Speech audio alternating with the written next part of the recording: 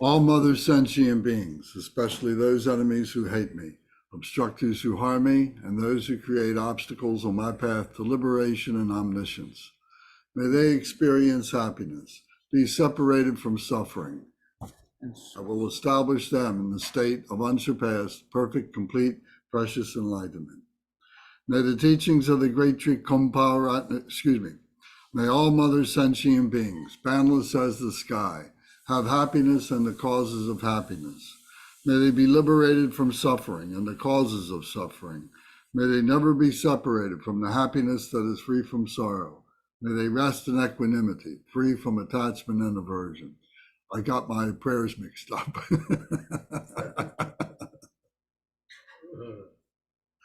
Okay, back to the altruistic motivation. All mother sentient beings, especially those enemies who hate me, obstructors who harm me, and those who create obstacles on my path to liberation and omniscience. May they experience happiness, be separated from suffering, and swiftly I will establish them in the state of unsurpassed, perfect, complete, and precious Buddhahood. I got to tune in properly here. I will try it one more time.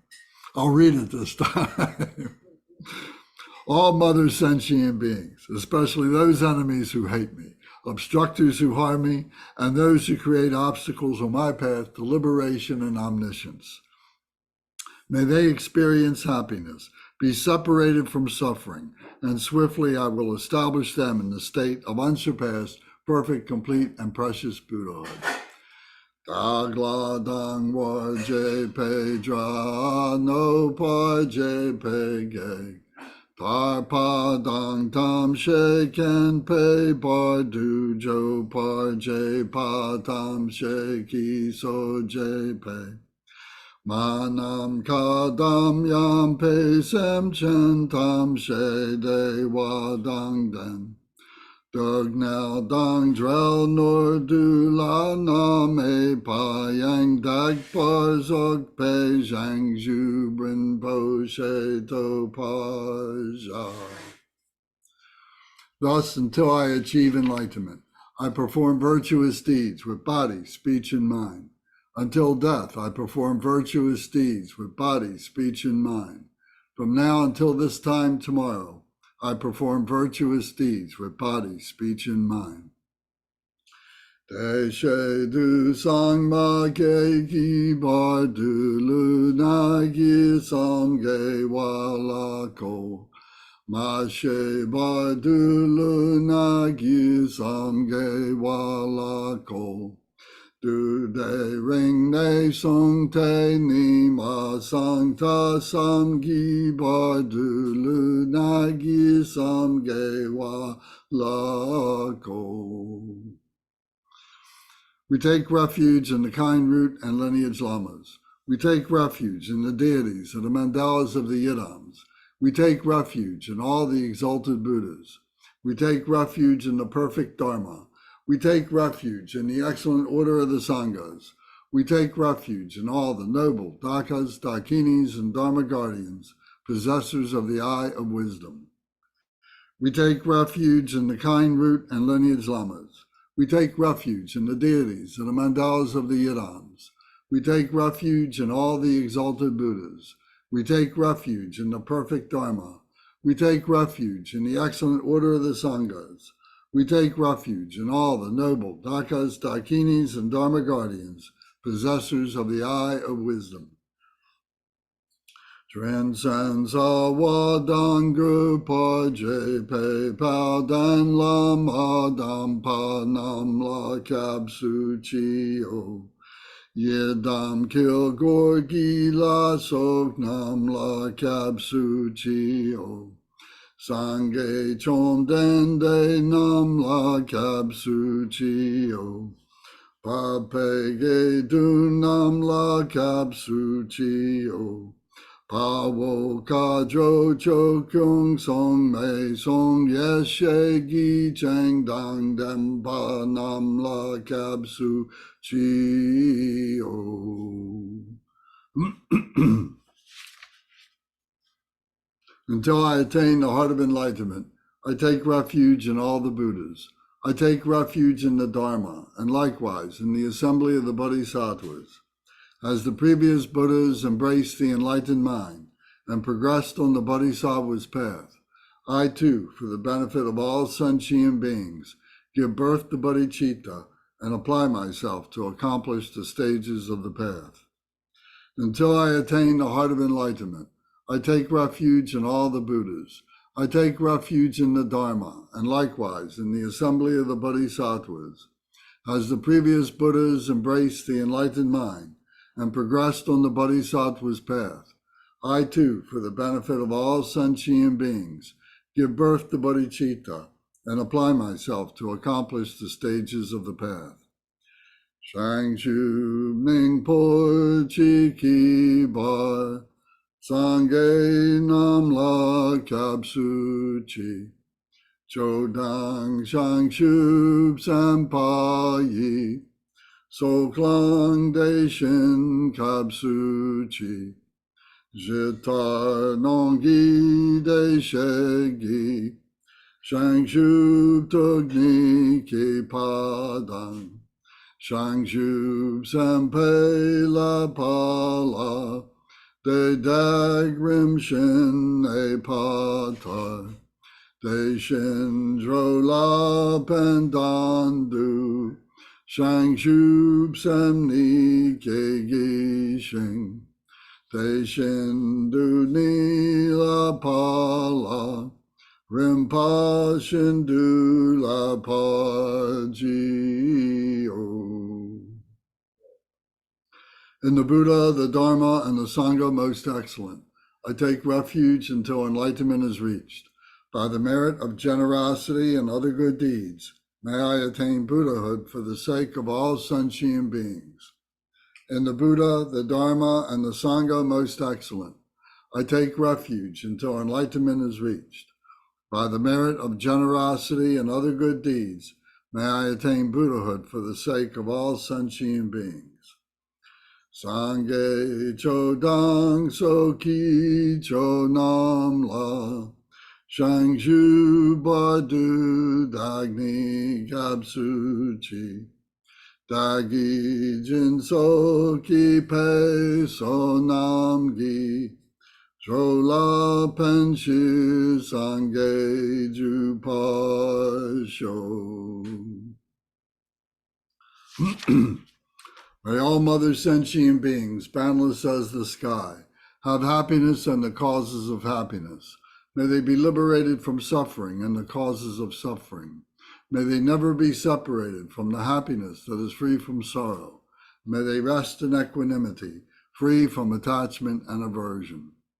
May all mother sentient beings, boundless as the sky, have happiness and the causes of happiness. May they be liberated from suffering and the causes of suffering. May they never be separated from the happiness that is free from sorrow. May they rest in equanimity, free from attachment and aversion. Manam kadam yam pe sem chen tam she dewa dang dewe gudang dempa jorchi. Dug now dang du now gi gudang drawa jorchi. Dug now me pe dewa dang mi drawa jorchi. Nei ring chak dang ni dang drawe dang namla ne pa jorchi. Now we go to the 100 syllable mantra of Vajrasattva. We recite one time in English and 3 times in the Sanskrit. Om Vajrasattva Samaya. Help to protect my, Om Vajrasattva Samaya. Help to protect my vow to purify myself. May you remain firm with me. Grant me the complete satisfaction. Grow with me. Be loving towards me. Grant me the attainments to master the powers beyond body and nature. Show me all the deeds of body, speech, and mind. Make my mind heart good, virtuous, and auspicious. Revel in the bliss of the 4 joys, O Blessed One, who embodies the essence within me. Do not abandon me. Grant me the realization of the indestructible nature. Make me one with you. Thus, I signify my unity with non-duality.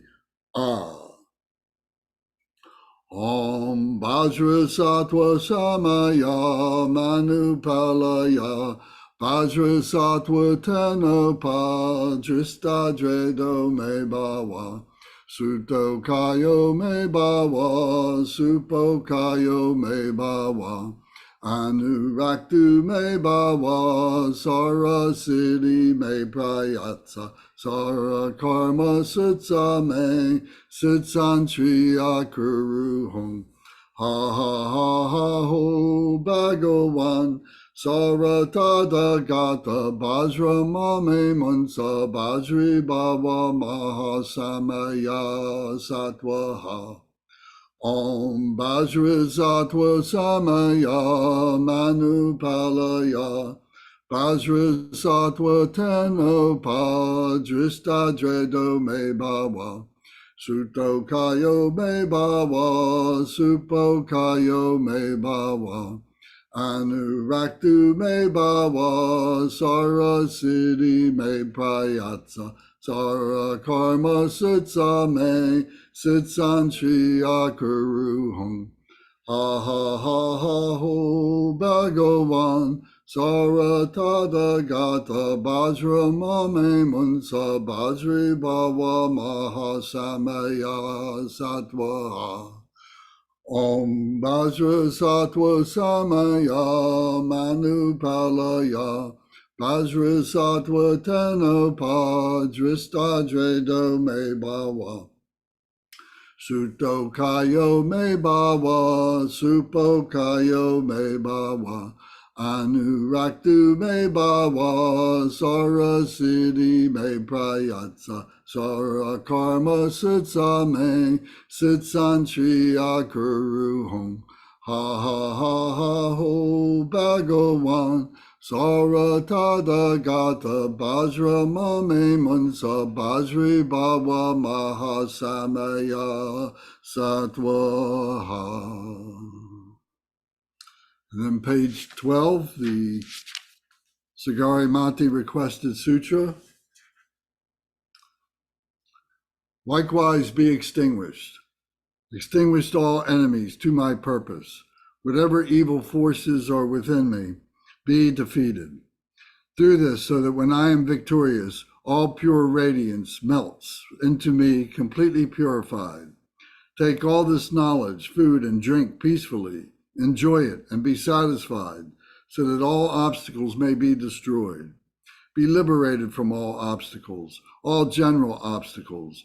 Maras are defeated by this gesture of the Buddha. By reciting this mantra, may all the Maras be purified. As a result, may all the Maras be defeated.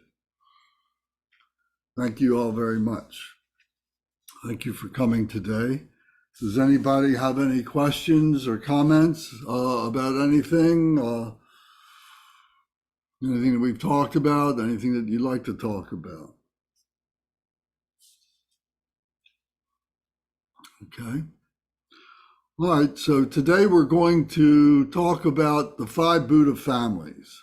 So we're going to do this as a means of practice. So we're going to identify different aspects. The package that I sent you will give explanations for the different items and so on. And then at the second half after our break, we'll do a meditation, a visualization meditation of the mandala.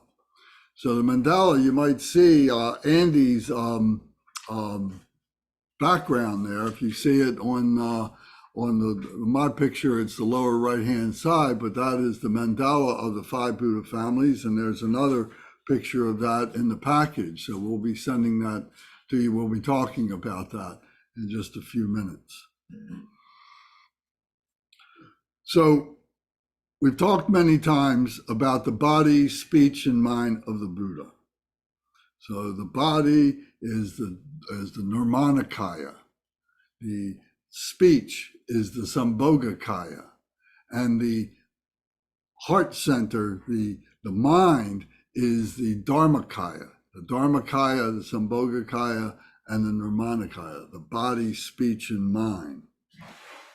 There's also the qualities and the activities of the Buddha. So all the Buddhas share the body, speech, and mind. They all share those same qualities. But the different qualities as to the activities are different for the different Buddhas. So we look at these, we break it down into these 5 families. This was part of the genius of Buddha Shakyamuni, was to be able to articulate this, was to be able to show us how to do this. There were many Buddhas that came before Buddha Shakyamuni. The gift that Buddha Shakyamuni brought was to be able to articulate these practices so that we could liberate ourselves from the suffering. The first Buddhas were talking about the suffering and were talking about how to get rid of the suffering, but they didn't go into any detail about how to cut through and to be able to totally liberate. And Buddha Shakyamuni did that through the Dharma teachings. So this is what we are learning, the Dharma teachings. And this is the speech of the Buddha. The Buddha, the Dharma, and the Sangha, the body, speech, and mind. So this is the intellectualization of the Buddha teachings. So within this are many different things, but not the least of which would be the psychological aspects. As we've been talking about this over, the many months that we've been meeting, we've been talking about psychological aspects of our suffering, and these are the afflictive emotions. So what the causes of the afflictive emotions are, and how we are able to apply the antidotes or the remedies for the afflictive emotions to overcome them. And then there's this practical aspect of doing practices so that we can replace our lower selves with that of our higher selves, with our Buddha nature. We have our human nature, but within that human nature is the capacity, is the potential to be able to transcend our awareness to our Buddha true nature. So through the practices is the way in which we do that. So there's a practical application to do that, and then the practical application to be able to apply that in everyday life. When we get up off the cushion and we go out and we meet with people and do the different things that we do, to be able to take those practices with us. So these are all part of the teachings of the Dharma. So there's also the wisdom teachings. So the wisdom teachings are learning about the doctrine, learning about the philosophy of the Buddha nature, of what it is to be Buddha. So there's wisdom. So we've been knocking on the door of that. We haven't gone into a lot of detail about that yet. That comes, but what it is to be Buddha, how it is that we are Buddha. It's in the Jewel Ornament of Liberation. They talk about the last 3 chapters are about what it is to be Buddha. So if you want to go ahead and read that, you can do that. It's not an exhaustive example. The exhaustive example would be in the Abhidharma, which is the third teaching of the Buddha. We talked about the Vinaya teachings, the Hinayana teachings. We talked about the Mahayana teachings, the Middle Way teachings, devotion, and then we also talked about the third teachings of the Vajrayana, the indestructible wisdom teachings, and this is in the book called the Abhidharma, and this is a book of many, many, many lists and so on, which are categorizing and showing the different qualities and aspects of the Buddha. So that's something that comes later. But I mention it to you so you have a context to understand what we're talking about. So there's also this physical aspect to this, the teachings of the Dharma, the substantial aspect where we see all phenomenal nature as being the Buddha field. that we're transforming all these appearances. What we see them as sources of confusion. We see them as sources of suffering and so on.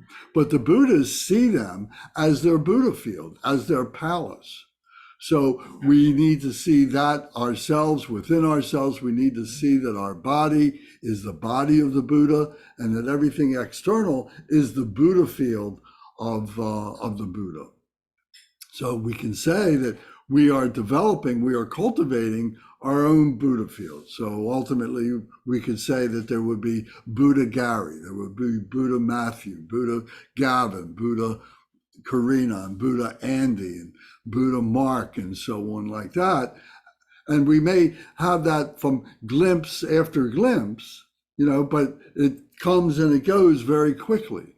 So the more that we practice it, the more stable it becomes. So becoming familiar with it at this level is very important. We're building up to be able to understand how this transformation occurs.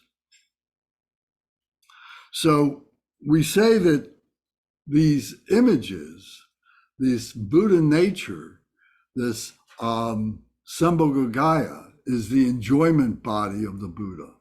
And this is all within the intellect, within the mind, within the little mind.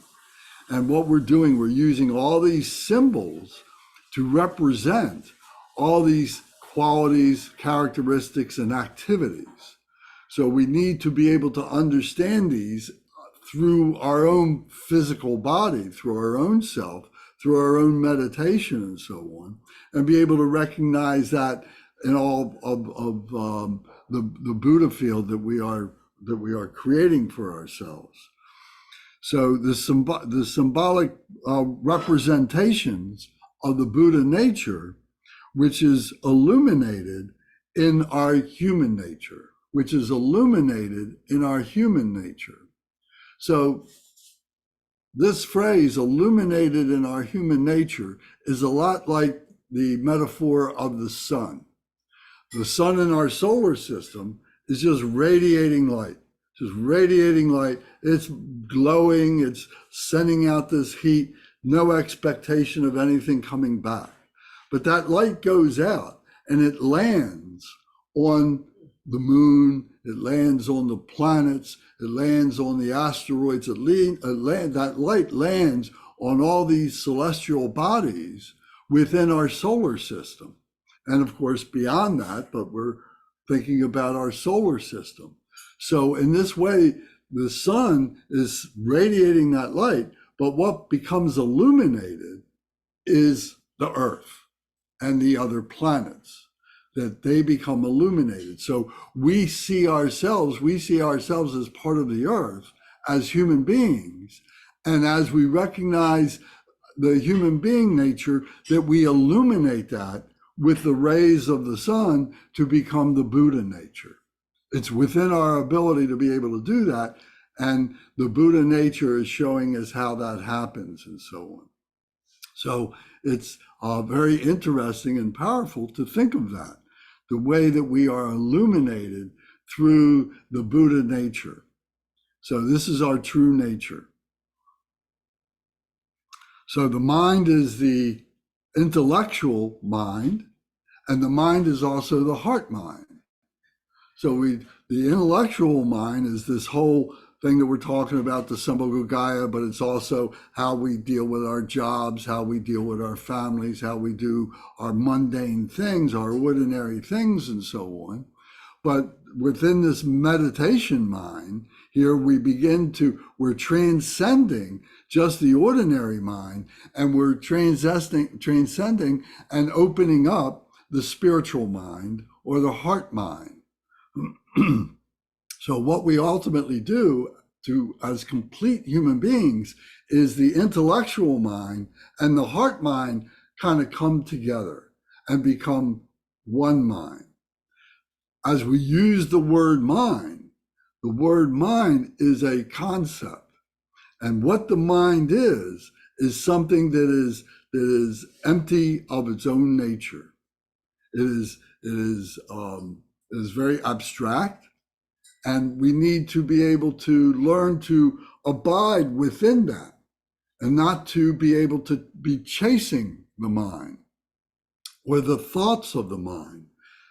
The process of the mind is to be thinking over and over and over again. Thoughts are always coming. We can't stop that no more than we can stop our heart from beating. Our heart is always beating. We're not conscious of it. We don't need to be conscious of it. The mind is thinking all the time. So what we're trying to do is to train the mind so that those heart thoughts become our dominant thoughts. They become the important thoughts that we need to be able to abide in and rest in. When I say rest in, I mean that we're not chasing those thoughts. We just become peaceful and calm. So we talked about that in the stages of meditation, where we develop loving kindness, compassion, bodhicitta, we think about those, and then we enter into the shamatha, calm abiding meditation. And then from that, thoughts, wisdom thoughts from our heart center begin to emerge as the vipassana, the insights. So we can read things, we can be taught things by our teachers, things pointed out to us that are guiding us to those thoughts. But if we are quiet and the shamatha meditation is successful, we will calm down all the ordinary thoughts. And then what will rise up will be these pure heart thoughts of wisdom, of this Buddha wisdom that we have within ourselves will just come right up. So this takes practice over and over again. This is what we do. Then, as we begin to recognize these heart thoughts as being that of our true nature, of our Buddha nature, then we begin to engage in the visualization of how this is activated. How do we live this? How do we do that? And this becomes the generation stage of what we call the deity yoga. The union with the deity within ourselves. Another word for the deity would be the enlightened one. And there's many enlightened ones. And they all have different physical characteristics, different appearances and so on, different colors associated with them, different seed syllables associated with them. And what is different are their activities. So their bodhicitta is all the same, but it's their activities that is different. So through that, we begin to recognize through doing those meditations and the generation stage that we begin to complete ourselves as being that particular deity that we're practicing. So whether it's Manjushri, wisdom, whether it's Chenrezig, compassion, or whether it's medicine Buddha, healing, or it's green Tara, purification and fearlessness, all these different deities. If it's Vajrasattva, which is purification and confession. So each of these Buddhas, bodhisattvas have an activity, and then we begin to become the embodiment of that. We begin to behave in that way. Our conduct becomes that way because we're thinking that way. So if we're thinking that way, then we begin to actualize that in our everyday thoughts. So this is the transformation, and then we see the responses that we get from other people who we may know, for years and years, and they say, wow, you've really made some changes in your life. I can see that you look a bit different. I can see that you behave differently, and there's a peacefulness about you and so on. So these qualities become something that other people recognize. And then you begin to recognize yourself. You begin to feel within yourself the peacefulness. You're losing the agitation, the confusion, and so on. You just become peaceful within yourself. So we see that there is a clarity there in this emptiness, in this not attaching or having aversions to all this phenomenal nature. The Buddha nature is just being at peace with all this. There is a wisdom associated with this, but the wisdom really is supported by this peacefulness. So, to get to understand this, the Buddha, in his great wisdom and his great gift and his great ability to be able to communicate this, described to us the Sambhogaya. So this is the family of the Buddhas. So if you've got this picture here, I'm going to screen share it just for a moment. And if everybody has their picture, then you won't need me to screen share it. But let me see here. Okay. What's this image? Sorry, I just got to clean up this screen a little bit. Okay. So here in the center, these are the heads of the 5 Buddha families. So the families, this whole thing, you see, is a representation. We're using the anthropomorphic images of this spiritual energy, this true nature that we have within ourselves. So these images have been created as a means for us to be able to associate our intellectual mind with our spiritual mind. These are spiritual deities, these are spiritual enlightened ones who we are giving a form, a temporary form, so that we can understand them, so that we can intellectualize this. But they are symbolic of the meditational aspect of these deities. Does that make sense? Does anybody have any questions about that or any of the things that I've talked about so far? Okay. All right. So in the center is, let me see if I can zoom this in.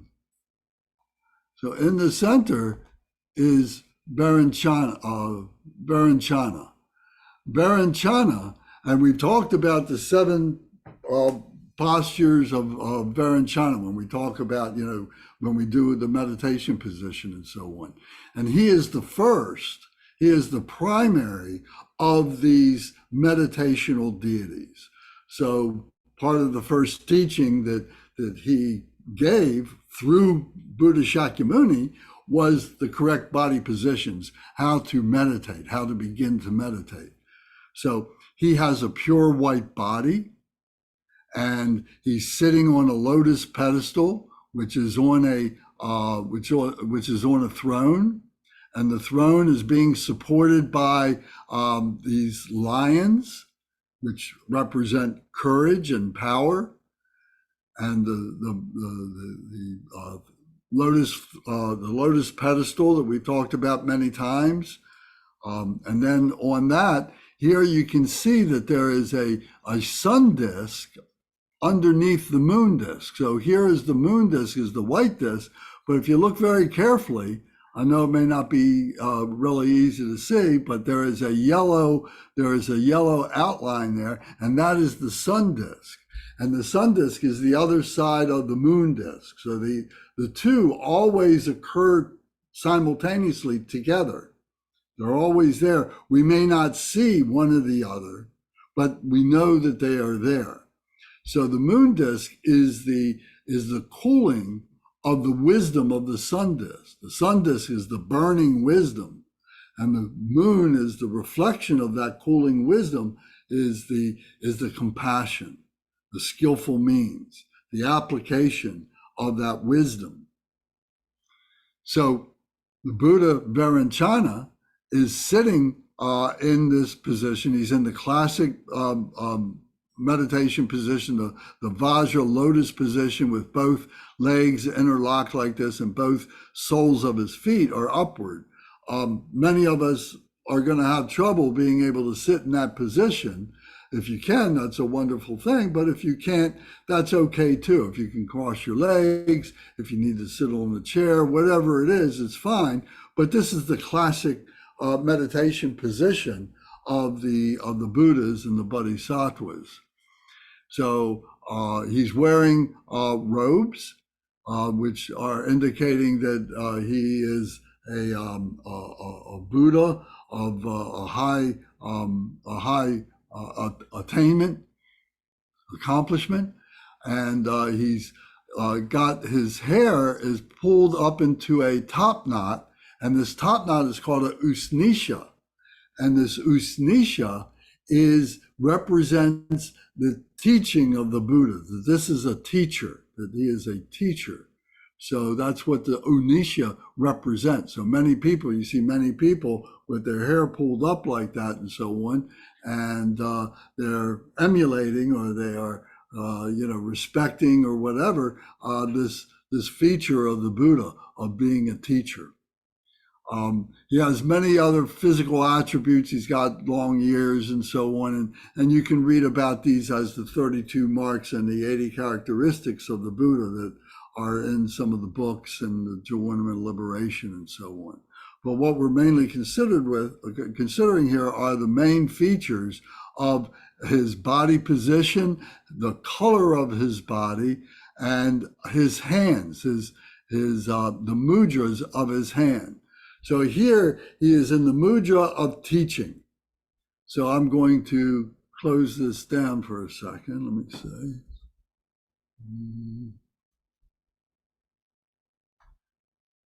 Okay.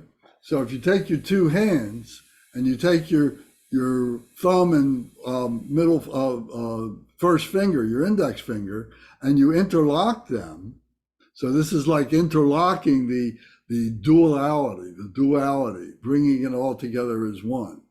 And then you can take your left hand, and the palm of your left hand is facing your heart. And then your right hand interlocked with the left hand like this, and the palm of the right hand is facing the palm of the left hand. There's many variations on this. You can look at different artist representations of the different Buddhas and the different Buddhas. There's many different variations. But basically, fundamentally, this is the mudra. And then they might see it where it is slightly open and so on like that. But the meaning here is that this is bringing together the dualistic mind of human beings, bringing it together with the true nature, with the true mind of the Buddha nature. So this is at the heart center like this. So this is the teaching mudra. This is known as the teaching mudra. So if you look at certain pictures of Maitreya and so on, he's in this position. Many other Buddhas will use this position as well. So it's not exclusively for Vairocana, but it was introduced by Vairocana. So he represents the wisdom, the all-pervading wisdom.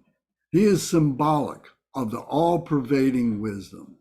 So out of all this wisdom of all these Buddhas and so on, here is the activity of the all-pervading wisdom, that this wisdom gets into all the shadows. This wisdom, you can't hide from this wisdom. It pervades everything. It penetrates everything. Nothing can block this wisdom. It is there, and it's up to individuals, it's up to us to be able to realize and recognize that, and then to abide within that wisdom. But the wisdom itself is all pervasive, everywhere. So his seed syllable, the seed syllable of Vairocana, is the Om. O-M, Om. So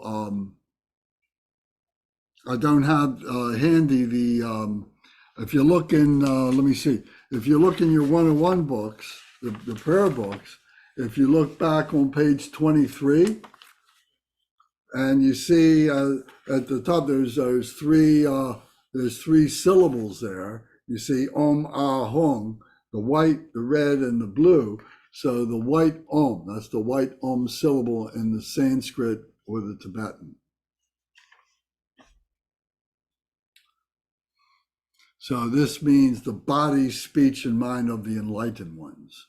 So this is the seed syllable of Vairocana. Okay. Any questions? Just speak right up, or turn your hand on raise your hand, whatever.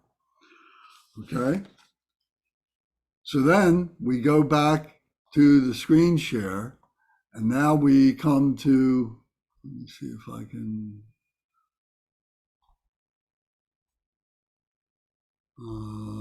sorry.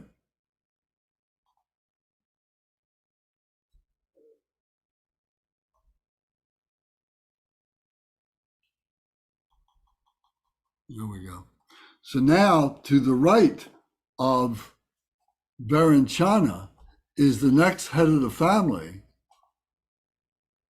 is there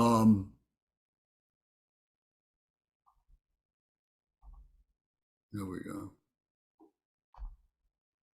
To the next family head is Ascobia. And to get the spellings of these different Buddhas, if you look inside the manila envelope that I sent you all, is a written text of the five Buddha families. So you can see more explanation, and you can see the names of these Buddhas to be able to get the correct spelling and so on. So this is Ascobia.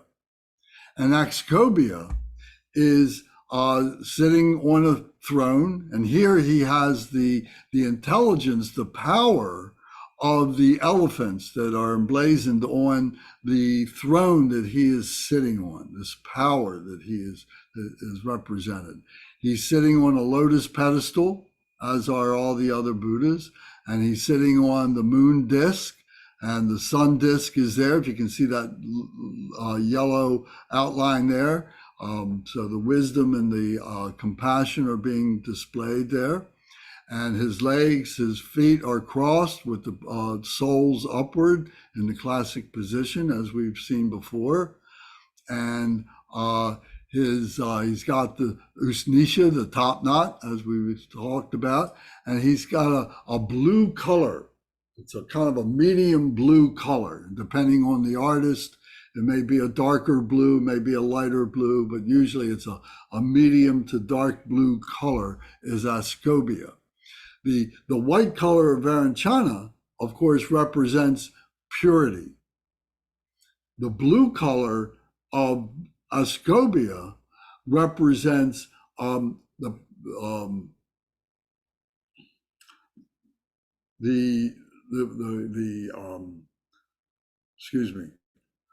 primal nature, the protection of the atmosphere. Our sky is blue because the atmosphere is capturing the light and so on and showing it as a blue sky, so that the harmful rays of the sun don't come down and harm us and so on like that, and other foreign bodies coming in will burn up in the atmosphere. So what it's representing is a protection of its primordial nature is what this blue color represents, the protection of the primordial nature. So his left hand is holding the bowl of nectar of the mendicant monk. Sometimes you will not see this bowl here. In this image, it has the bowl here. Sometimes his hand is just turned up. His left hand is just turned up in the meditative position. But here it's showing it that he's holding the mendicant monk bowl of Dharma elixir, the Dharma teachings. His right hand is the palm, the palm is downward, and his fingers are touching the earth. So his right hand, the palm is on the knee, and his fingers are touching the earth. And this is saying that he is steadfast. This is where I am. Where I am is everywhere. That this location is the same as everywhere else. I don't need to be anywhere else. I am right here, and this is where I need to be. This is the same as everywhere. This is the same time. This is the same place. So the steadfastness of his presence being everywhere. So his wisdom is the mirror-like wisdom. He represents symbolic of the mirror-like wisdom of the Buddhas. So what does this mirror-like wisdom represent? So I'm going to turn this off here. Okay, so his hand at the right knee, touching the ground. The left hand is in the meditative position. And this mirror-like wisdom is seeing all things as a reflection, seeing all things as appearance, and not seeing things as being absolute, not seeing things as being permanent, seeing things as being temporary. So this is the mirror-like wisdom. If we look into a mirror and we see an image, and that image may be over our shoulder, but if we go to touch it, say that that image is flowers, and I go to grab the flowers in the mirror, there's no flowers there. It's just a reflection of that image. If I'm looking straight in and I see my image there, and I go to touch my image, I'm not touching myself, I'm just touching the mirror. So it's seeing all things like an image in a mirror, seeing everything as a reflection of that energy that comes from our true nature. So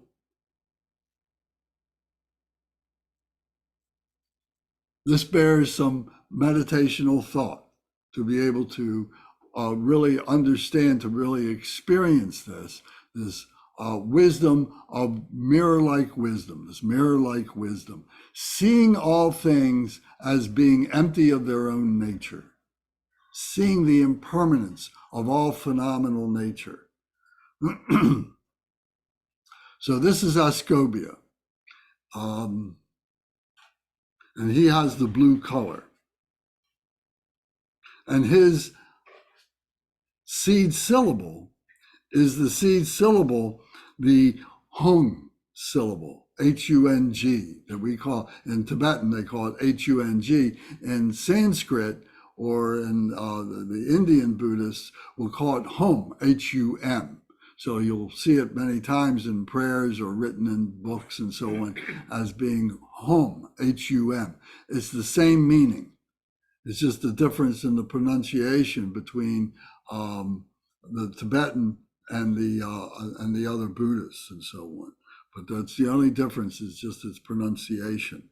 So if you look again in your 101 book, back on page 23, you see the blue hum as the in that practice there where it says the purification practice. So that's the blue hum. So that is his seed syllable. So with Varanchana, the seed syllable's in the heart, the white om, and with Ascobia is the blue hung in his heart center.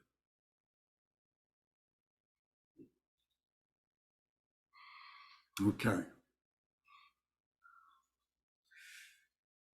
So the next is the Buddha, the head of the Buddha family is,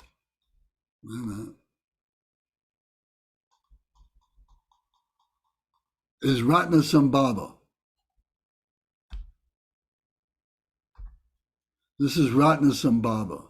So Ratnasambhava is sitting on a pedestal, sitting on a throne that has horses on it, which represent strength and speed.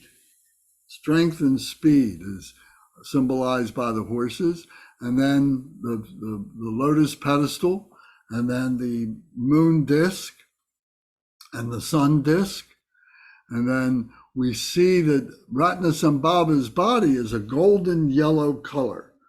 And he too is sitting in the classic position with his feet up, and he's got the meditation bowl in his left hand, the mendicant monk's bowl, representing meditation. And his right hand, in this image, this is not perfect, this particular image, because here it's showing his palm is down at the knee.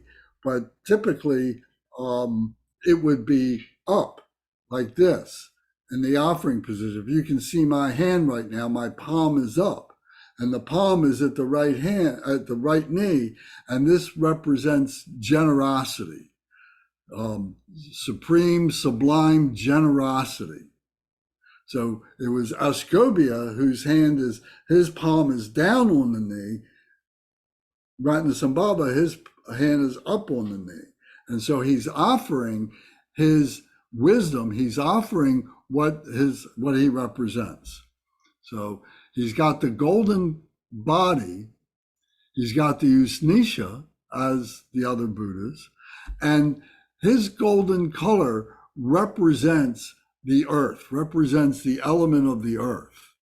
And so he is like the jewel of the earth, the jewel of the wealth of the earth and the nutrition of the earth. So he's offering all of that jewel. He is the jewel. Ratna means jewel in Sanskrit. So that's what he is. In Sanskrit it represents Ratna. In Tibetan it's called Norbu. So he's offering the riches of the earth, and his seed syllable is a tram syllable. I don't have an example of the tram syllable handy that I can show you, but the English translation, the word is tram, T-R-A-M. So that would be at his heart center, is tram, and means this generosity, this offering of generosity. And the generosity of the earth, the nutrition of the earth, and so on. So this yellow body is being transmitted that way.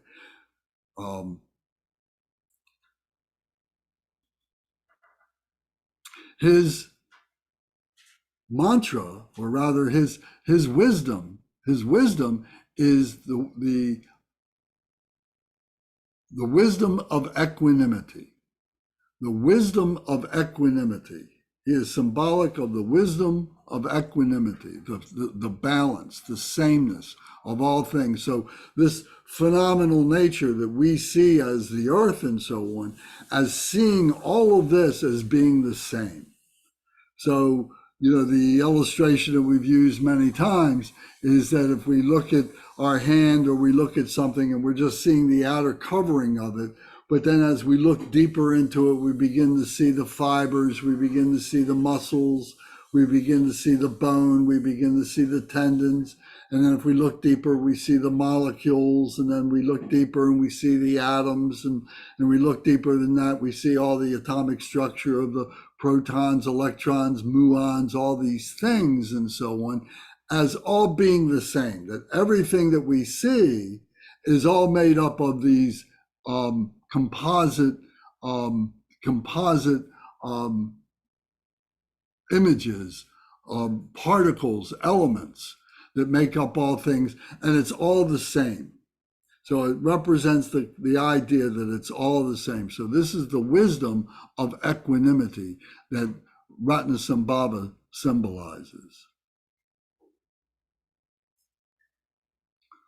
So we're going to come back to these again and have a little bit more detail. But first, we're introducing the appearances of these 5 Buddha families. Okay. All right, so now we're going to go to the next one. Let's see here. This goes this way. So now we're going to go to the left side of the center of Varanchana, and we come to, a little too far, is Amitabha. This is Buddha Amitabha. And Buddha Amitabha has a red body. He is sitting on a throne that has peacocks. And the peacocks represent a purification. The peacocks eat poison. They will eat poison. They will eat poisonous animals. They will eat snakes and so on like that. And they say that poison, the peacocks are able to transform that poison into the beautiful plumage that the peacock has. So in this way, it represents purification of those poisons. So again, the Amitabha is sitting on a lotus pedestal. He's sitting on the moon disk and the sun disk. His feet are upward, as in the classic meditation position, the Buddha position. He's holding the mendicant's bowl of the wisdom of the Dharma nectar, and he has the Unisha top knot. Notice that he's only wearing, all these Buddhas are only wearing simple robes. They have no other adornments.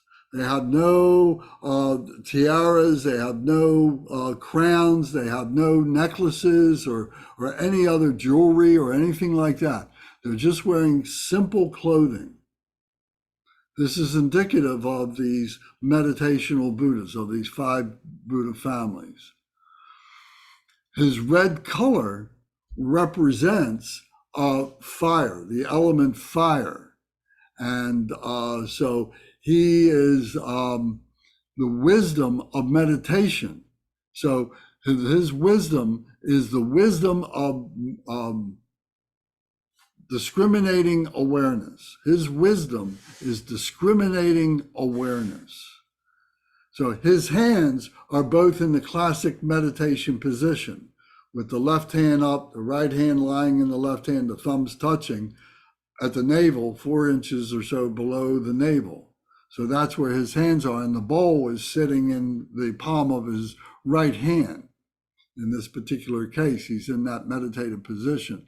So the wisdom of discriminating awareness means that he is choosing, that he has the wisdom to decide what it is that he is going to focus upon or not focus upon. So everyday mundane things may be pushed aside, may be marginalized, may be totally transcended, so that he can focus on the higher meditative Dharma practice applications and so on. And then maybe within that, he's focusing on a particular activity or a particular Buddha, a particular concept within that. So it's the wisdom of discriminating awareness that Amitabha represents. So this takes the same kind of energy as all the other Buddhas in terms of energy, but with him it is very, very hot, as indicated by his red color. His seed syllable is the Shri syllable. The Shri syllable. I don't have an image of that handy to be able to show you very quickly. I'm sorry I didn't think about preparing that. But the Shri syllable, and the Shri syllable is the same syllable that is Avalokiteshvara and Manjushri. They are part of the family of Amitabha. So we're going to get to that in another couple minutes, talking about that. So his syllable is a red Shri syllable at his heart center. And the Shri is the symbol of the primal cause. The primal cause. Our primal cause is liberation, is freedom.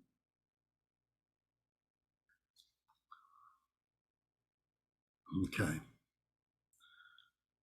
So then we go to the next image, and that is to the far left of the center. And this is the Buddha Amagoga City.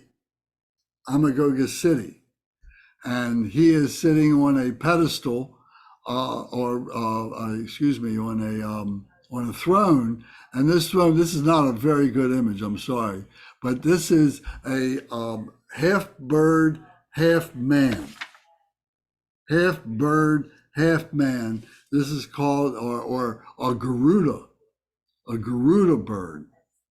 A Garuda bird is a bird that protects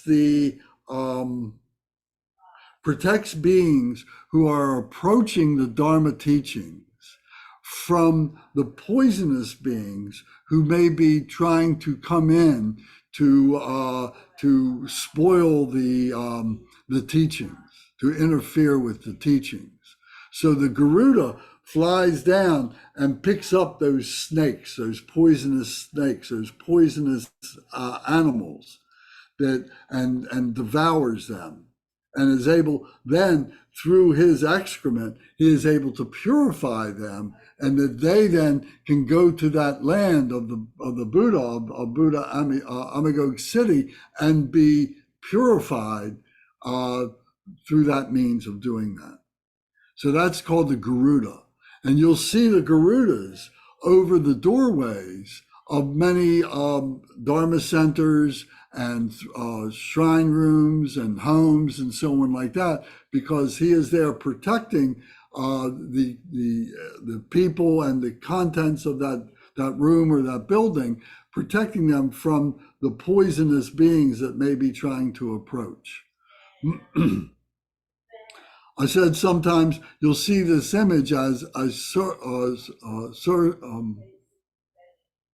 circumsalvika, which is half man and half bird. So sometimes you'll see it as that, but most of the time you'll see it here like this as a Garuda. So I just point this out to you. There's much more detail to all this. This is an introduction. So there's things that I have to leave out intentionally or not go into a lot of detail, but eventually we will go into, or that you will discover on your own as you do your own investigations, as you do your own readings and so on. So Amagog City is sitting on the lotus throne. He's got the sun and moon disc that he's sitting on. His feet are up, as we've seen before. He's got the Usnisha top knot, and he's got a green body, this emerald green body, which represents activities. He is the Buddha of activities.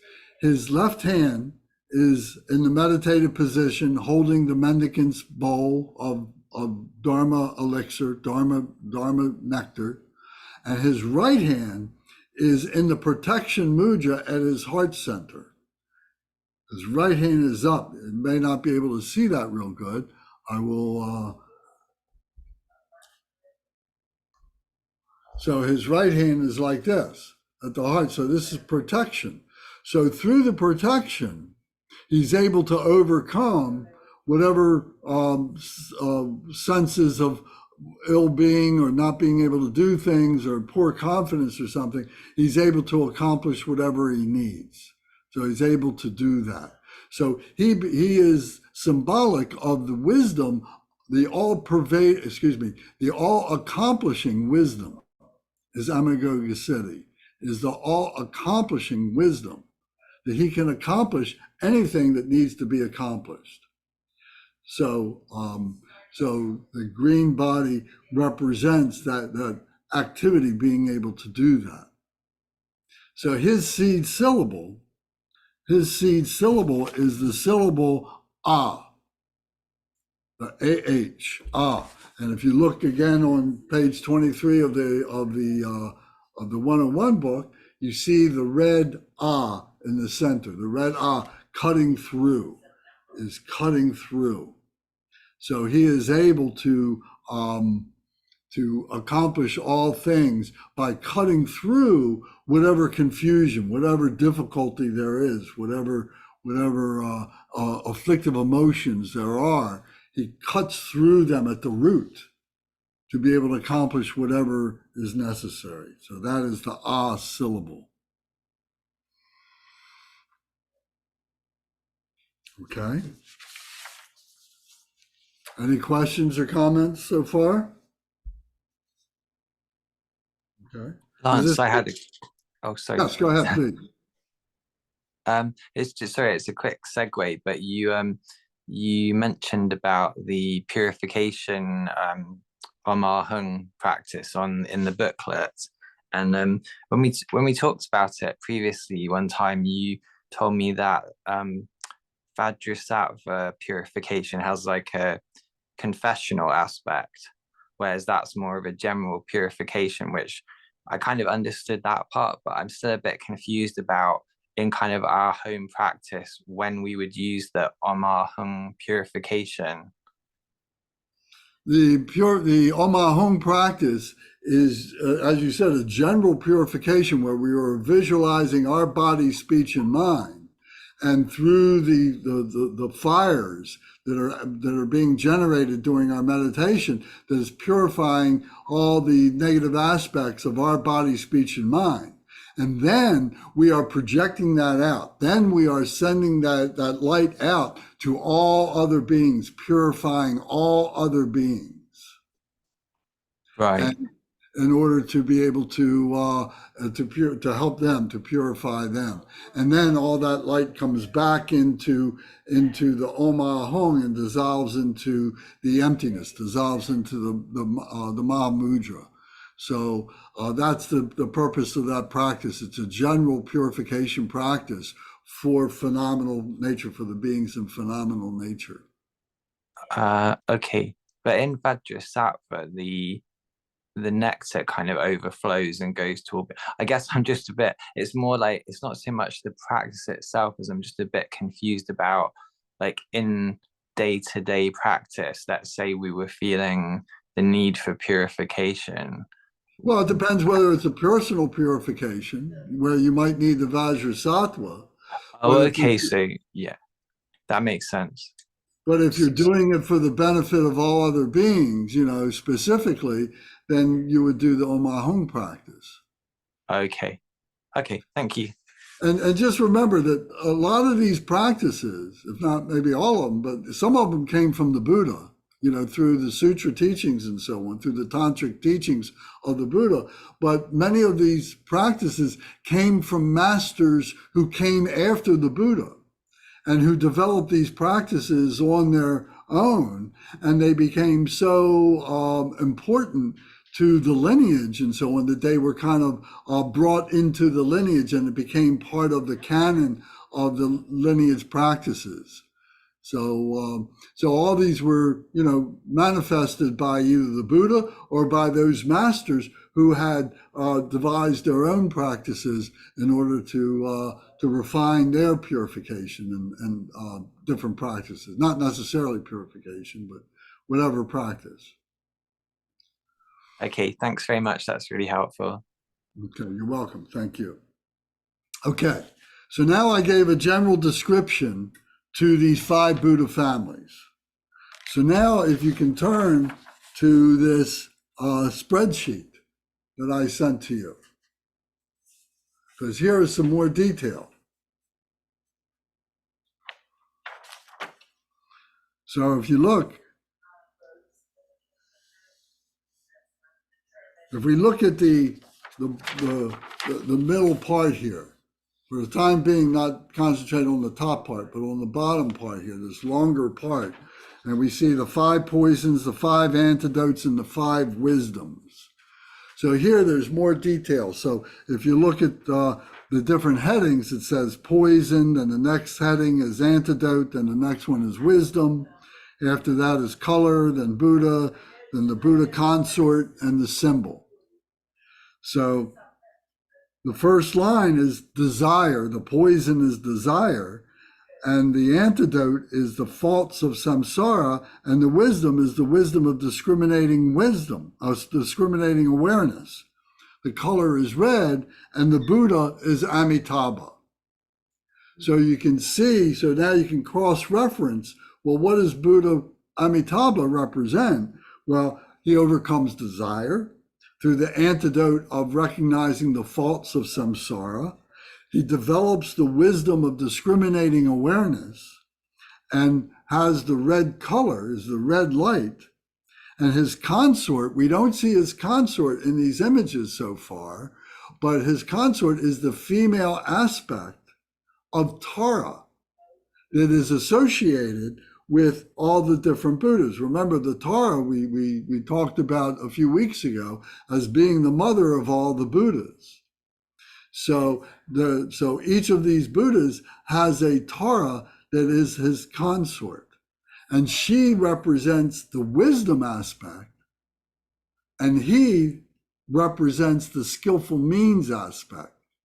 So if we can look at this in terms of our 21st century minds or so on, or maybe the 18th century minds or whatever, but classically, the woman would be home and would be raising the family, taking care of the food and everything, raising the family, taking care of the house, doing all those things, while the male would go out into the world and would be the hunter-gatherer, would be the, bring back the food, bring back, the whatever is needed from trading or so on like that.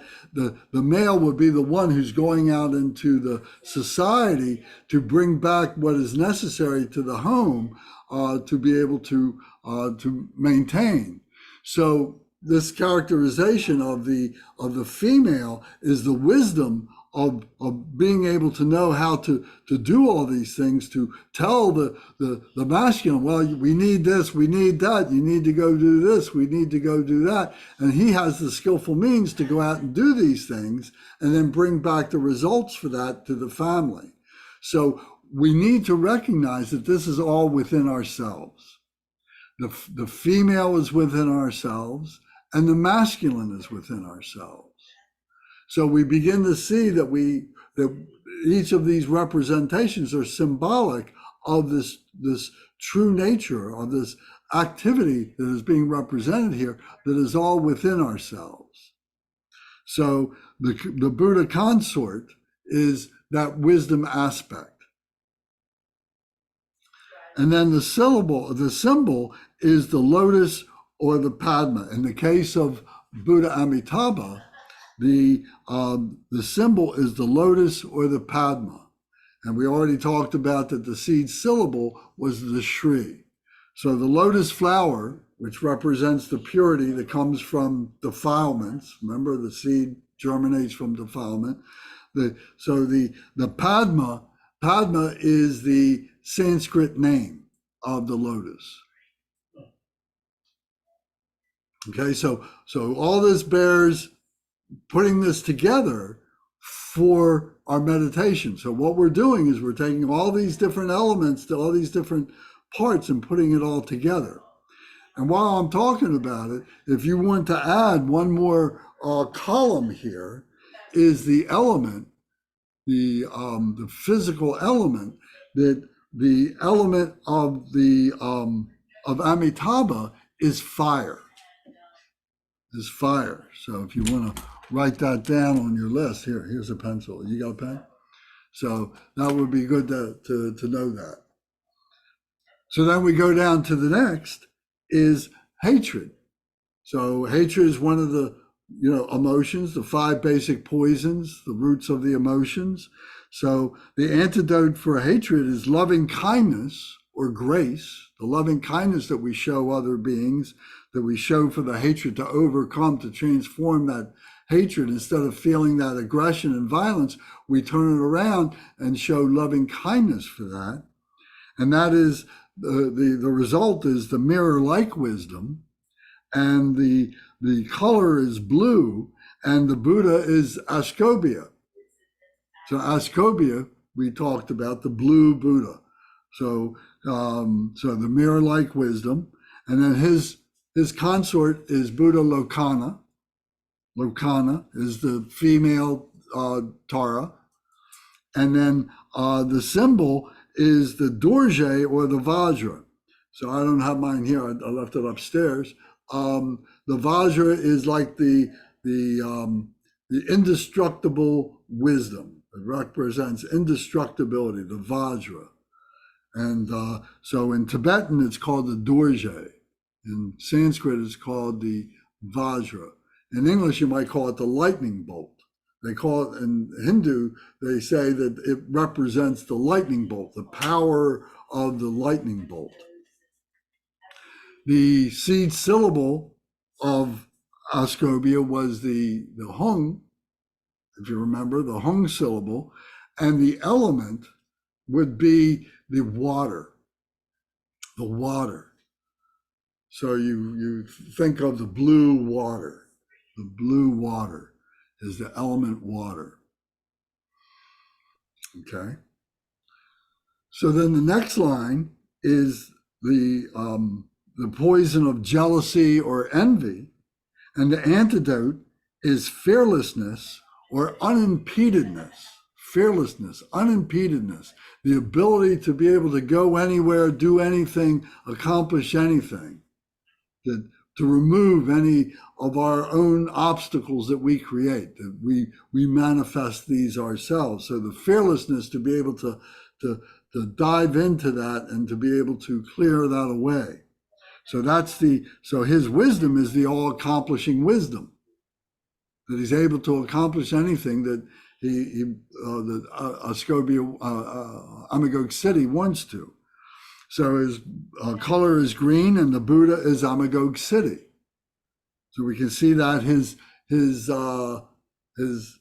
consort is Samaya Tara. So here it just says Tara. Samaya, S-A-M-A-Y-A, Samaya Tara is the vow for wisdom. The vow for wisdom, to engage in the vow, the conduct of wisdom, is Amagog City. So he is the skillful means of the all-accomplishing wisdom. And then the symbol is the Vishravajra.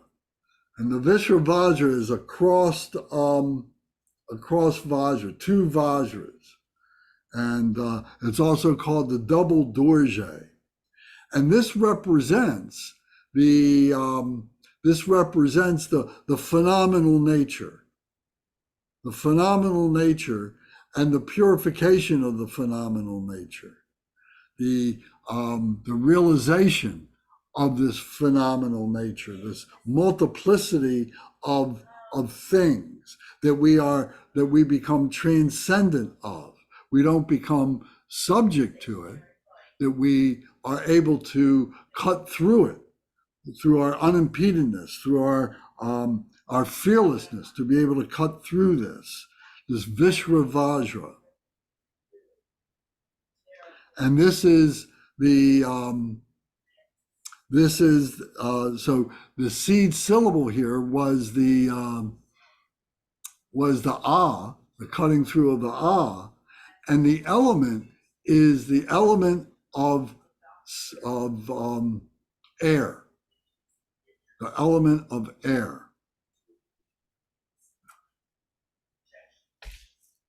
So let me see. So element or wind, you could say wind, and then I'm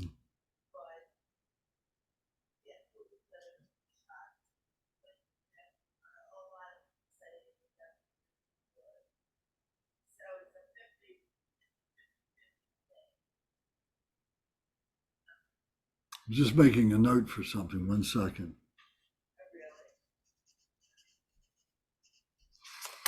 Okay. All right, so then we go to the next line, and the next line is greed or pride. The greed or pride, we overcome that through the antidote of generosity. And the wisdom that is developed is the wisdom of equanimity. And the color is yellow. And the Buddha is Ratnasambhava. And his consort is Buddha Mamaki. Ratnasambhava. Ratna means the jewel. Sambhava means born of the jewel. And so his symbol is the jewel, the Ratna. The Ratna is the jewel in the Sanskrit. And the element is the earth. The element is the earth.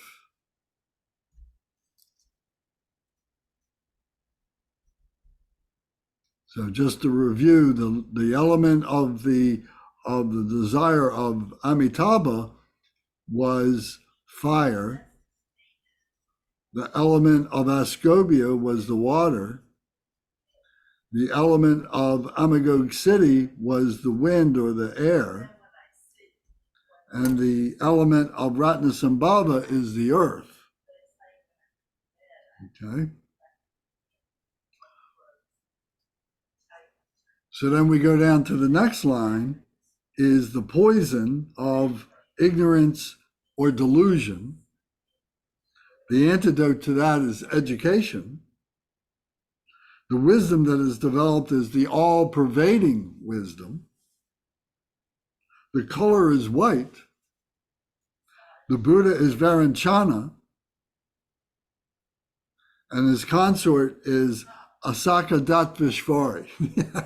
Say that 3 times. Akasa Datvishvari. Akasa Datvishvari. And the symbol is the chakra wheel, the wheel or the chakra. Okay? The turning of the wheel. And maybe you could think of it as a sphere, but it's a wheel. And the element to that is the space, is space. And the seed syllable was the Om.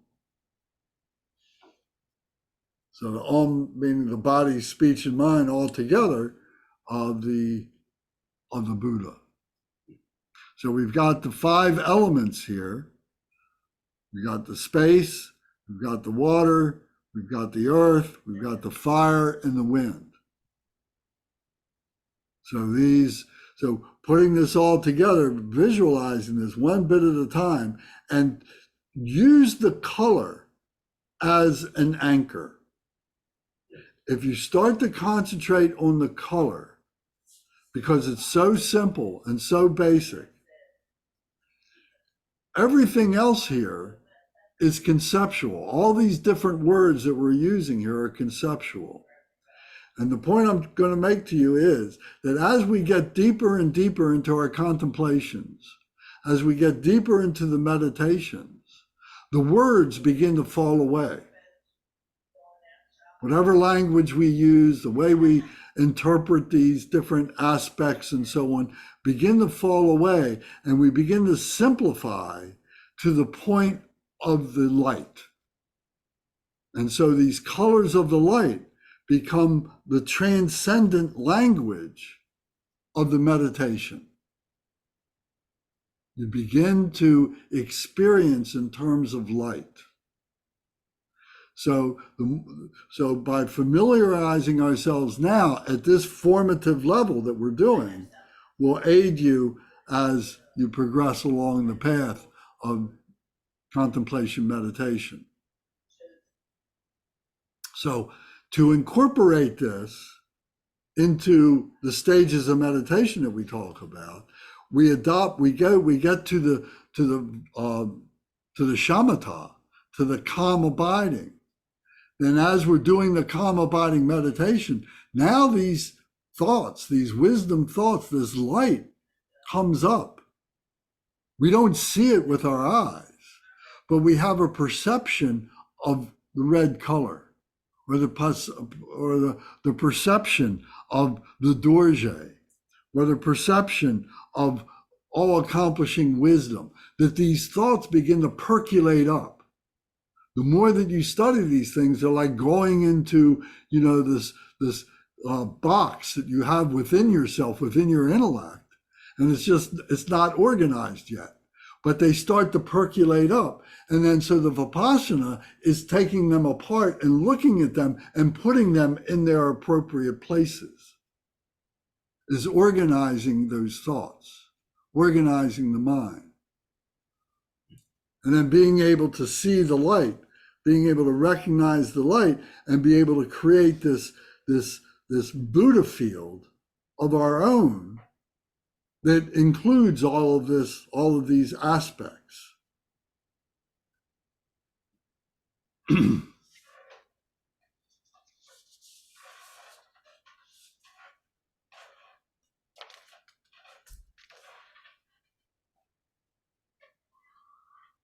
Okay, so then on the same spreadsheet now, at the top was just the 5 poisons, the 5 antidotes, and the 5 wisdoms.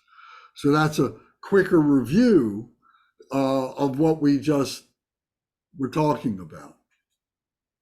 So you can create your own list. You can turn this paper over on the blank side, and you can organize this first by the male Buddha, and then the female Buddha, or first the color. So you can reorganize the spreadsheet in any way you want. And this is part of the process that I think a lot of people use, particularly those in the 21st century, because we have the technology to understand these kind of devices, to be able to do these things, to use spreadsheets and create our own spreadsheets and write things down and so on.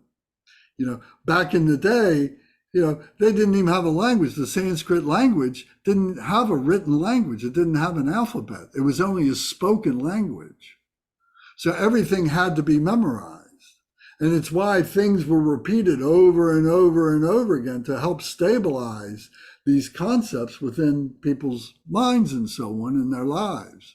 But we've got all these technological devices to help us to be able to stabilize these thoughts and so on. So I invite you to reorganize this in ways that you can understand. This is what is called the Sambhogagaya. This is the enjoyment body.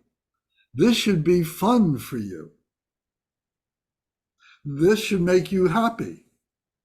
This is giving you a confidence in understanding the wisdom, the Dharma wisdom, the teachings of the Buddha. The Buddha gave us these things in order to understand, to approach Dharmakaya, which itself is non-conceptual. But we as human beings are always trying to conceptualize. So the Buddha recognizes, well, if you're going to conceptualize over and over again, at least conceptualize about something that is going to lead you to the Dharmakaya. Does that make sense? Can you see the wisdom there? The gift of this? Too much. So if we don't take this up and utilize these teachings, then we just continue to be migrators. You've probably seen in prayers or in different practices, they talk about the migrators of the 6 realms and so on. And these are the beings who are just going around being ordinary human beings who do not have a sense of what it is to be a complete human being, of what it is to be a Buddha, of what the Dharma is. And they just constantly go from one lifetime to another lifetime, one lifetime to another lifetime, and basically just staying the same, or maybe going down a little bit, maybe going up sometimes, but being a migrator caught on that wheel of rebirth. And what we're trying to do is to liberate from that wheel of rebirth, to become the absolute nature of the Dharmakaya. So the blessing of having a human body, to have a precious human body, you see, is a necessary stepping stone ingredient to be able to recognize that, to be able to do that.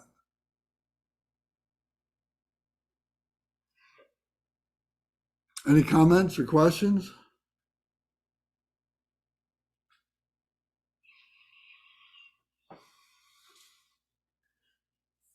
All right. Well, then let's take a break. Let's come back and say 20 minutes. So 10 minutes to the hour. Right now here it's 10:32. So we'll come back at 10 minutes to 11. So depending on where you are, might be 10 minutes to 10, something like that. And then we're going to investigate the mandala itself. We're going to talk about the mandala and how this applies to that. And then we're going to do a mandala visualization of these 5 Buddha families, where we're going to integrate these things together. So that'll be our practice session when we come back. Okay, any comments or questions? All right, see you soon. Okay, so then we're talking about the 5 meditational Buddha families, and we have this organizational chart, and we can see at the very top, all this comes from the Buddha Samantabhadra and his consort Samantabhadri. So this is another way of saying Vajradhara or Vajradhari.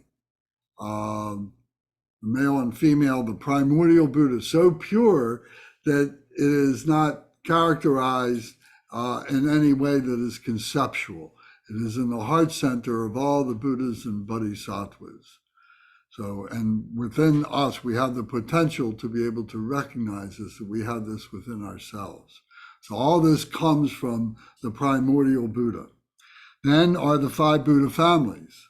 So you see the center, then to the left, to the right rather, you see the blue, the east, the Vajra family. And then to the right of that is, in the south, is the Ratna family. And this, going back to the center, is the Buddha family. And then to the right of that, or left of that, is the Padma family. And the north is the Karma family. So you can see these designations. Then you go down to the next level, and you see the male, female deity, Buddha and consort. So you see in the center is Varanchana and Datvashvari, and to the left is, to the right is Ashkobhya, Mamaki, and to the right of that is Ratnasambhava and Lokana. And then to the left of the center is Amitabha and Pandara, and then to the left of that is Amagog City and Tara. Then below that, we haven't gone into any detail with that yet, and we'll leave that for another time, but those are the Bodhisattva sons and daughters. And then below that are the gatekeepers. So we'll get that to next time. But nevertheless, you can see this now in an organizational chart form. So now, if you go to this image, the image of the mandala, because the reference of the north-south of the compass directions are relative to this diagram here. And I didn't set it up to screen share. Sorry about that. But with this image, you see the 4 quadrants of the mandala. And the blue quadrant should be facing you. That should be facing you, the blue quadrant. Then to the left is going to be the yellow quadrant. And then above or in front is the red quadrant. And then to the right is the green quadrant.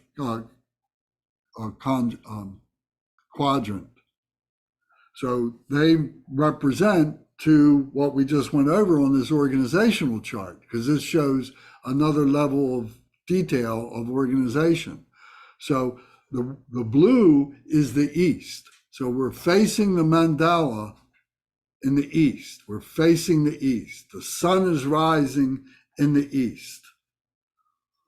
Then to the left is the to the south is the yellow family.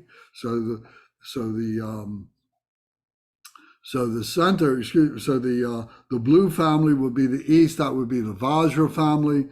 Then the south would be the Ratna family, the yellow family. Then the red would be the west. That is the Padma family. And the north would be the green. That is the Karma family. So you can make the cross representations there with the Buddha's names and so on. In the center, if you look in the center of this, is a white center, and visualize that as a pole, and visualize this as a three-dimensional object. Excuse me one second. I'm going to get something. I'll be right here.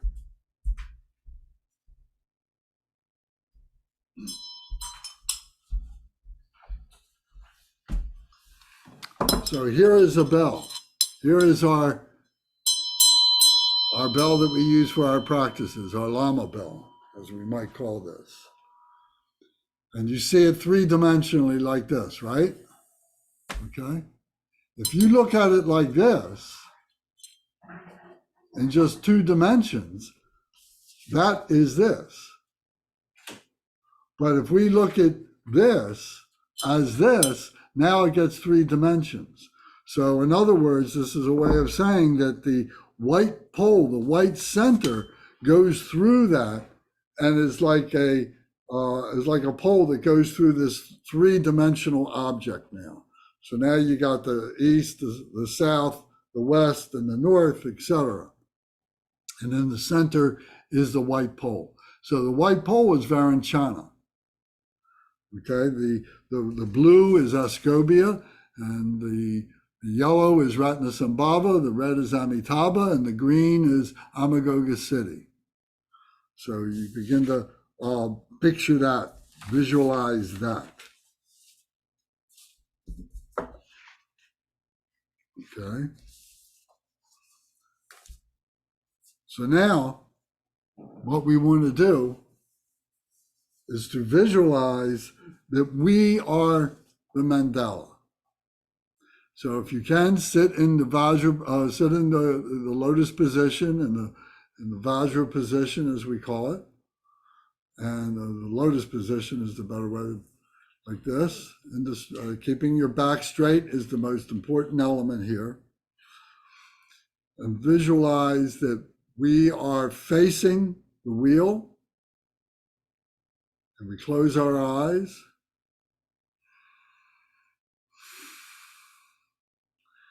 And we are facing the blue door, the blue quadrant. We are facing the east. And we are facing Ascobia, the wisdom, the mirror-like wisdom. And we are seeing that all things are empty of their own true nature. We're seeing everything as a blue light. Everything is pure. Everything is simple. Everything is uncomplicated. We are visualizing loving kindness.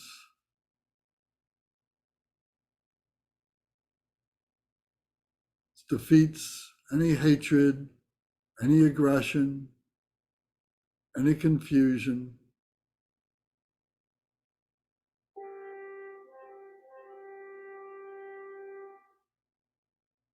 We visualize ourselves as Ascobia. Our left hand is 4 inches below our navel with the palm turned up, and our right hand is at the right knee with the palm down on our knee, and our fingers are touching the earth.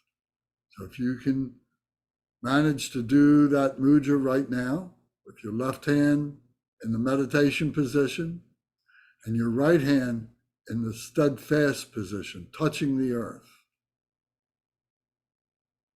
Everything is here right now. There is no other place to be. Being here is everywhere at every time. loving kindness for all phenomenal nature, balance,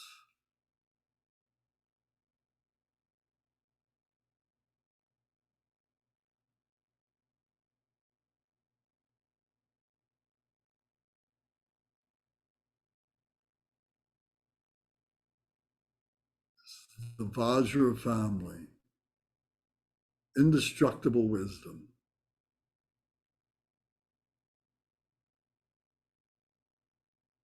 The seed syllable is the Vajra syllable, the Hum. Hum. Axcobia Hum. Om. The enlightened body, speech, and mind of Ascobia. Hum. Steadfastness. Hum. Soha. So be it. Om. Vajras Om. Ascobia. Hum. Soha. Om. Ascobia. Hum. Soha. Om. Ascobia. Hum. Soha. Om. Ascobia. Hum. Soha. Om. Ascobia. Hum. Soha. Om. Ascobia. Hum. Soha. Om. Ascobia. Hum. Soha. Om. Ascobia. Hum. Soha. Om. Ascobia. Hum. Soha. Om. Ascobia. Hum. Soha. Om. Ascobia. Hum. Soha.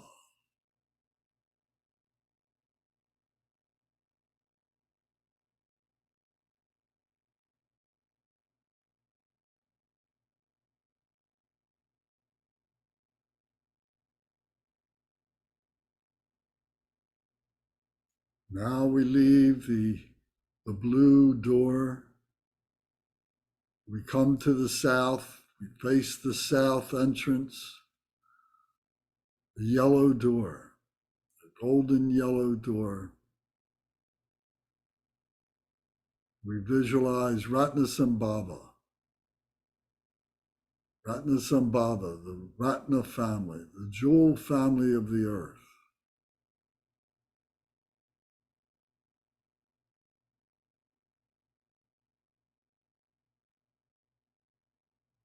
We visualize generosity. We visualize all the nutrients, all the riches of the earth for the benefit of all beings. Sitting in the classic position, our left hand is in the meditative position, and our right hand is with the palm upward at our right knee in the giving position, the giving mudra, the mudra of boons, Boons, generosity.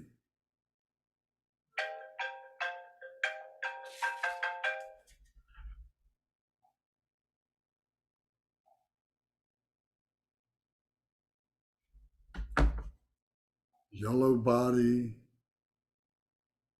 generosity for all beings, and the seed syllable at the heart of Ratnasambhava is Tram, Tram, Tram,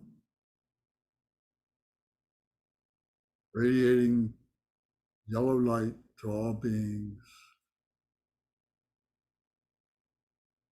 We recite the mantra, Om, the enlightened body, speech, and mind Ratnasambhava, born of the earth, born of the Ratna, born of the jewel. Ratnasambhava, Tram, Soha, may it be accomplished. Om, Ratnasambhava, Tram, Soha. Om, Ratnasambhava, Tram,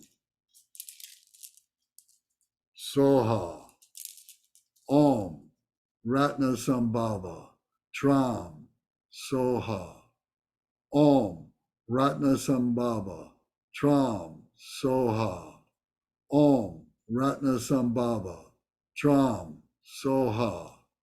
Om, Ratnasambhava, Tram, Soha. Om, Ratnasambhava, Tram, Soha. Om, Ratnasambhava, Tram, Soha. Om, Ratnasambhava, Tram, Soha. Om, Ratnasambhava, Tram, Soha. Om, Ratnasambhava, Tram, Soha. Om, Ratnasambhava, Tram, Soha. Om, Ratnasambhava, Tram, Soha. Om, Ratnasambhava, Tram, Soha. Om, Ratnasambhava, Tram, Soha. Om, Ratnasambhava, Tram, Soha. Om, Ratnasambhava, Tram, Soha.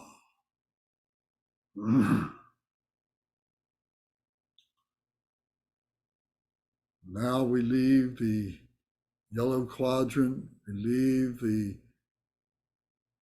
section of Ratnasambhava, and we come round to the west, we come to the red door, come to the part of Amitabha, the Buddha of discriminating awareness.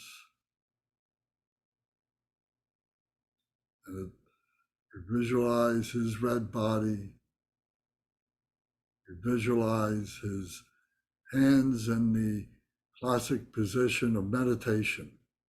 The left hand 4 inches below the navel, and the right hand lying in the left hand, and the thumbs touching in the meditation position. Discriminating awareness, being able to put aside the things that are unnecessary for us to think about at this time, to be practical, to set a goal for ourselves, to contemplate, to meditate, have all the necessary implements and information that we need available to us. The wisdom of discriminating awareness, seeing all around us as the same, seeing all this as a Buddha field.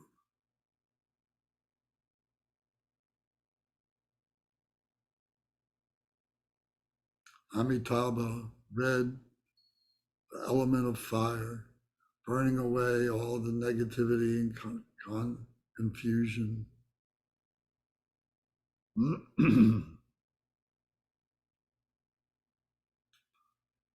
Om, the body, speech, and mind of the Buddha Amitabha. Shri, the seed syllable at the heart of Amitabha. Shri, Soha, may it be accomplished. Om, Amitabha, Shri, Soha. Om, Amitabha, Shri, Soha. Om, Amitabha, Shri, Soha. Om, Amitabha, Shri, Soha. Om, Amitabha, Shri, Soha. Om, Amitabha, Shri, Soha. Om Amitabha Shri Soha. Om Amitabha Shri Soha. Om Amitabha Shri Soha. Om Amitabha Shri Soha. Om Amitabha Shri Soha. Om Amitabha Shri Soha. Om Amitabha Shri Soha. Om Amitabha Shri Soha. Om Amitabha Shri Soha. Om Amitabha Shri Soha. Om Amitabha Shri Soha. Om Amitabha Shri Soha. Om Amitabha Shri Soha. Om Amitabha Shri Soha.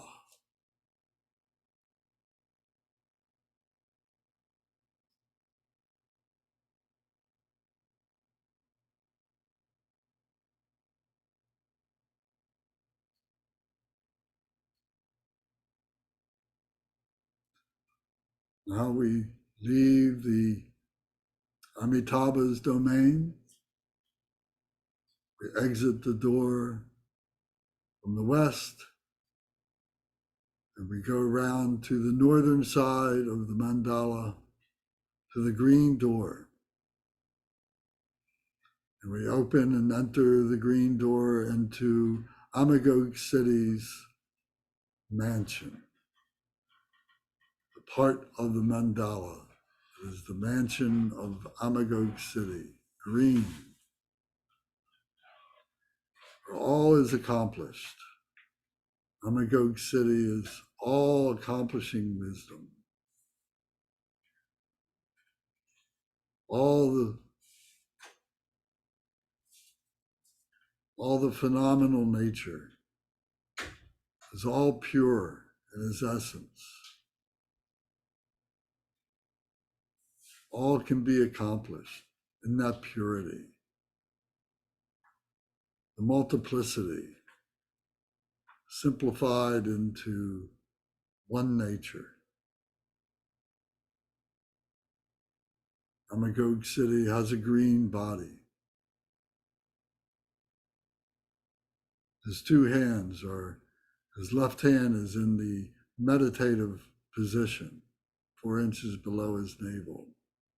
And the right hand is at his heart with the palm facing outward in the protection mudra, offering protection through accomplishment to all beings. Om, the enlightened body, speech, and mind of the Buddha, Amagoga City. Ah is the seed syllable at his heart, cutting through all obstacles, all confusions, all defilements, cutting through to the essence of the absolute nature. Ah, so hum, so ha, may it all be accomplished. Om, Amagog City. Ah, Soha. Om, Amagog City. Ah, Soha. Om, Amagog City. Ah, Soha. Om, Amagog City. Ah, Soha. Om, Amagog City. Ah, Soha. Om, Amagog City.